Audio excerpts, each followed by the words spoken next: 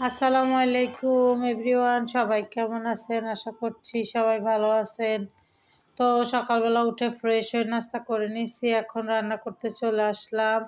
এখানে লবণ হলুদ দিয়ে মাছটা লাল লাল করে ভেজে নিতেছি, আর এদিকে লাউ রান্না করব। লাউটা একবারে ভালো করে কষিয়ে নিছি কয়েকটা টমেটো দিয়ে।